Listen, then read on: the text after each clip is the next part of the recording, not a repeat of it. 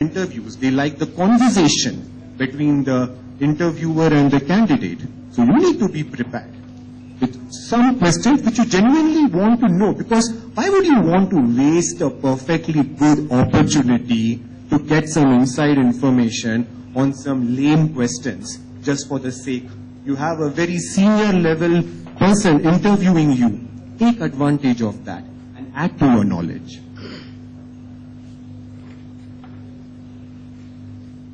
Before we go into the attire part, I just want to take a small pause here, because I have been speaking for so long and I have been told by the other mentors that you guys are a very, very enthusiastic bunch. So I'm going to recap what we have seen in the other slides, which is the heart of preparation. Know yourself, know the company, know the job, know the questions you will be asked, and know the questions you are going to ask. Before we talk about attire and logistics, does anybody have any questions, anything they want to ask? I'm sure you guys have something to ask. Any questions? All right, we'll proceed. Dress. Now, as far as the attire is concerned, there is honestly no one right answer. When I used to be in India, I used to travel in those crowded trains you all have seen in Bombay, in my suit, all sweating, but I had no choice. That was the formal attire in India. When I began working with Microsoft in US, this is the first time I have worn a suit in 9 years. It depends upon even the industry, you know. If you go to your IT companies, you know, they may have a much more casual culture. If you go to the Kenyan commercial bank and apply for a job there, they might be much more rigorous about these things. So the key is being very clear about where you are applying, what is the kind of job, and what is the right culture in that kind of an organization, city, country, or industry, and accordingly make the adjustment. Which is why, of all these 4 points, honestly, I think the mindfulness is the most crucial point. Because if you're mindful, if you see what is happening, if you see what is considered as acceptable, you will automatically be careful around the appearance, the culture, the attire, the accessories, and the grooming. And the last piece, logistics. Fun fact, us mentors, in the night when we had to go back to the hotel, our driver got lost twice inside the campus. So it is 8:30 in the night, he goes down some portion of the campus, he suddenly realizes that is the wrong way, he does one of those funky U-turn, 3-point turns. All of us are scared because there are like big gaps and big pitches out there. So imagine if all of us were going for an interview. How would that have gone? Or think about the number one problem you guys are facing, you know, among other things of course, but a big problem, which is the traffic jams in Nairobi. What does that do to your ability to be punctual, to be on time, to be prepared, to be composed? To enter in an interview in a nice, composed, relaxed fashion. Which is why the logistics is a very crucial part. Identify the place. Locate where exactly it is on the map. Try to make a trip out there. Understand what time of the day you're going there. How is the traffic usually, you know. When you travel, you don't want to carry too much things with you, but you want to have the right things with you. What are the right things? Copies of your resumes, you know, references, extra pens, you know, some contact numbers in case something emergency happens. It's being prepared. And most importantly, if for whatever reason you are unable to make it for the interview, cancel. Cancel respectfully. Cancel early, cancel respectfully. Let them know so they can make contingency plans, and let those contingency plans involve you being called back for another interview time. The contingency plan should never be, oh, this guy didn't show up, so I'm going to go and hire somebody else. That is a bad contingency plan. That is not the contingency plan which we want. We want the person to say, okay, fine, you're stuck, no problem, we can have the interview rescheduled. So that in essence are some of the key elements of preparation. And now we move on to the actual presenting part. Again, any questions, guys? I really want this to be an open two-way conversation, doubts, questions, clarifications, and if you have none for me, please make it a point to raise them with your respective mentors, because these things, you are tomorrow going into a mock interview. So a lot of these elements are something which actually you will need to put into practice. Okay. You never get a second chance to make a first impression. Let's be very clear on that. You might say, it's tough, man, if only the interviewer got to see me, know me better. And yes, many good interviewers will modify their opinions over time and they will change. But when the moment you walk, forget the moment you walk, from the time you have that first call, you schedule the interview, down to the time you walk into the room, they are already creating an impression about you. How is this candidate? Is she punctual? How is her demeanor? Is she being respectful? Is she being confident? And then everything after that are basically adjustments to that baseline impression they have already created about you. So never ever forget the fact that you never get a second chance to make a first impression. Body language. Here, I would like to quote a very interesting statistic. I'll pause for a moment and give you all a chance to just take this in, and then I will break it down for you. What this statistic basically says is the impression which you have on the interviewer, almost 55%, half of it is completely driven by the body language. How did you walk in? How did you sit? How was your demeanor? You have roughly 38% depending upon your tone, your pitch, your voice. Can the interviewer hear you? Are you mumbling? Are you being too loud? Am I being too loud? I hope not. And 7% is what is driven by the content.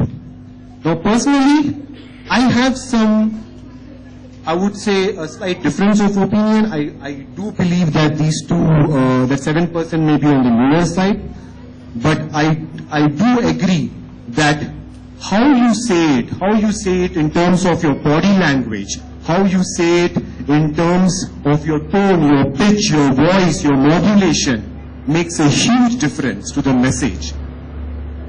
They say the medium is the message. The message is never the message. The medium, how you say it, it really matters. Okay, now this is not a post-lunch dessert or snack advertisement. The point I was trying to make here is ice cream is ice cream, okay? The fundamentals are the same. You have your egg, your milk, your cream, but it comes in different flavors depending upon the preference of people who like that. And the same way even works with interviews. All interviews aim for the same thing. We want a good candidate, we want them doing all the right things, but different people have different ways of doing interviews. So for example, one would be the type of interview. You could have a phone interview. You could have something which is face-to-face, which is the more common ones. And now with the one which is becoming increasingly common, and you got a flavor of that today morning when you were speaking with the Mac employees, was the video conference. Because now and more we are living in a world where sometimes it is physically not possible to first meet up, get to know, and then make the offer. So people use all available technology at their disposal. And which is why you have now video conferencing. People may use Skype, for example, to really get to know you and understand you. One more place is the kind of outcomes they are tracking for. So one would be the approach of the audition. So how many of you have seen those consulting interviews? What happens in that? As a consultant, you are expected to go into a company and help them solve their problems. So in an audition, what might happen is they'll come to you and they'll say, okay, fine, we have this art gallery. This art gallery is not making any money. Government is trying to reduce the funding. If you were going to go there as a consultant, what would you advise them to do? So they want to see how you are thinking. And that is where the beauty of the case study, the company business study, which you guys have been working, really helps you out. Because you people have literally acted like a business owner. You have taken a business problem. I need to create a product, which is great for the economy, which is great financially, and I need to think about all its aspects. So in a way, you are already preparing for the audition interview, solving real life problems. Let's talk about stress interviews. They put you in a room. We heard about that today morning. They put you in a room. They give you an immediate thing. They say, okay, all of you guys need to resolve it. This is the time. The clock is ticking. We need an answer. They sometimes get aggressive. They push you back. They say your answer does not make sense. What do you do then? Again, you are getting a flavor of that in today's, in the training you're going through the past days, because you are going through the case preparation. You are engaging each other on the Yammer case. And lastly, you will be making a presentation of your group business in front of a jury tomorrow, where they will be asking you tough questions, but the good news is it is a safe environment. Again, you're getting the practice to experience this kind of stress interview outcomes. And lastly, you have informational. You go and meet someone and you say, okay, tell me something about yourself. What is your career? What is your experience? How are you? What exactly have you done? What can I learn from you? And this is something you're literally doing every day, every moment. When you're interacting with the person who sits next to you, when you're interacting with your mentor, when you go for lunch at the table of another mentor, you're gathering information. You're asking all the sensible, right questions from them. Again, a practice. So these are the various interview outcomes. And last but not the least, the kind of interviews.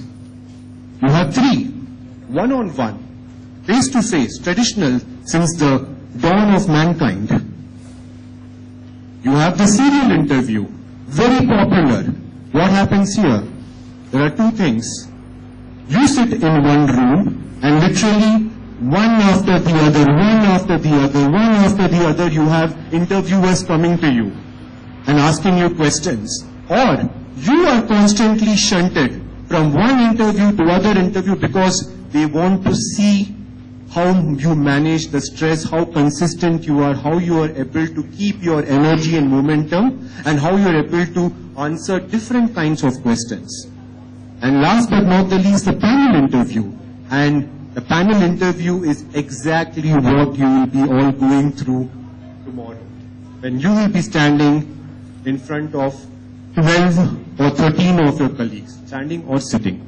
Depends from, maybe some people want to do a stress interview and they may ask you to remain standing. Now I'm not giving anybody any ideas out here, just for the record.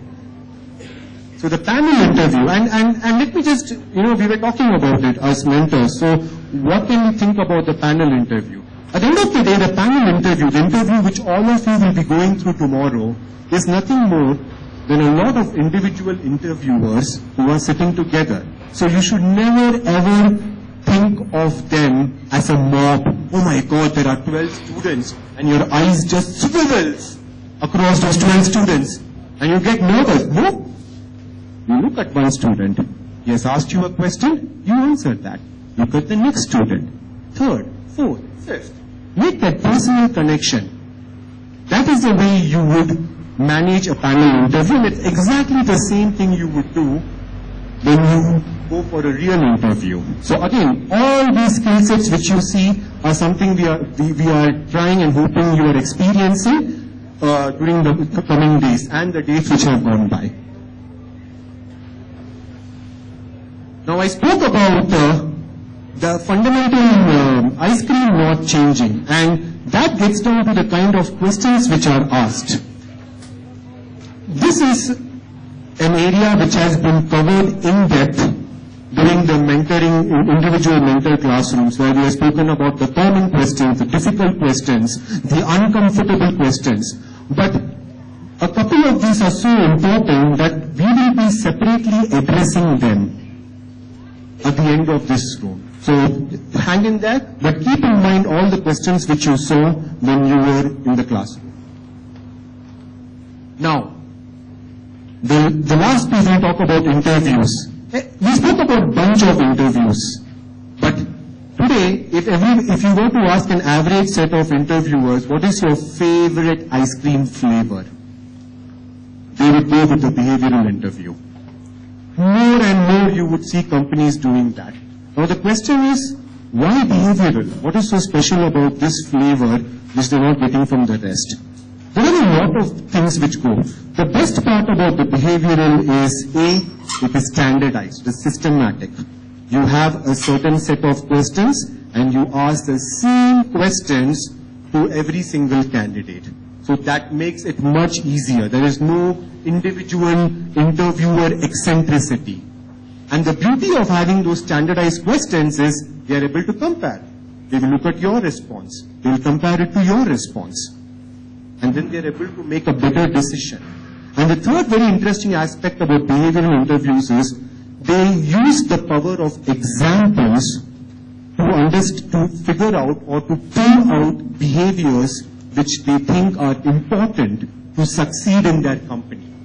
So let us say their company is a culture where teamwork is super important, where everybody has to work as a team. There is no room for individual high flyers. So one of the questions they would be asking is, tell us about a time or give us an example from your past experiences where you have managed conflict in a group setting, which is going to happen if you always work in a group. And we need to understand how that happens. So more and more you will find people using this method because it uses the power of examples, the powers of stories.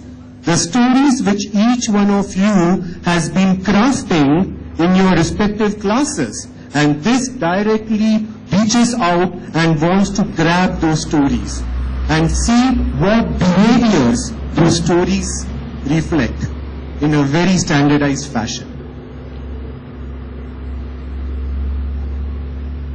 One more thing you will have seen in the session with your individual mentors are various frameworks. For example, we had the Porter 5 Forces framework, we had the 4P, we had the SWOT framework. Many of you saw PARC, problem, action, resolution, knowledge learned. This is one more framework which is very similar to PARC, which some people use to structure their stories and answers. Now you must be wondering, man, this is way too many frameworks. Why can't we just have that one silver bullet, the one thing which pretty much will help me answer any interview question under the planet?